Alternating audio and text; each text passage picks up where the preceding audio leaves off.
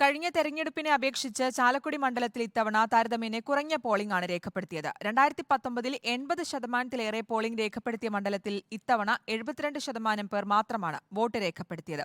അതേസമയം UDF-ഉം LDF-ഉം ഒരുപോലെ വിജയപ്രതീക്ഷയാണ് പങ്കുവയ്ക്കുന്നത്. 2019-നേക്കാൾ 8% പോളിംഗ് കുറവാണ് ചാലക്കുടിയിൽ ഇത്തവണ രേഖപ്പെടുത്തിയത്. 2020 ആദ്യമായി മത്സരിക്കുന്ന ലോക്സഭാ തെരഞ്ഞെടുപ്പിൽ കുന്നത്തനാട്ടിലാണ് ഏറ്റവും കൂടുതൽ പോളിംഗ് രേഖപ്പെടുത്തിയത്. അങ്കമാലിയിലും ആലുവയിലുമാണ് ഏറ്റവും കുറവ്.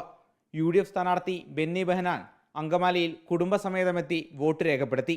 വിജയം ഉറപ്പെന്ന് ബെന്നി ബെഹനാൻ. ആത്മവിശ്വാസം പങ്കുവയ്ക്കുന്നതിന് ആർക്കും കുഴപ്പമില്ല. അവസാനം യാഥാർത്ഥ്യത്തിൽ വരുമ്പോൾ വോട്ടല്ലേ വരുന്നത്, റിസൾട്ടല്ലേ വരുന്നത്.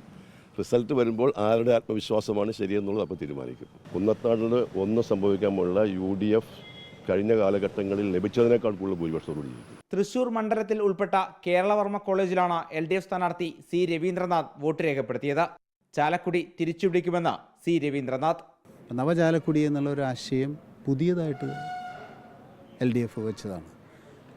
അത് ജനങ്ങൾക്ക് വളരെയധികം, അതായത് അങ്ങനെ ഒരു സംഭവം കേട്ടിട്ടില്ല, ഒരു ലെഫ്റ്റ് പെർസ്പെക്റ്റീവിലുള്ളൊരു ഡെവലപ്മെൻറ്റ് എന്നുള്ളത്. അപ്പോൾ അത് നല്ലതുപോലെ ജനങ്ങൾ സ്വീകരിച്ചിട്ടുണ്ട്.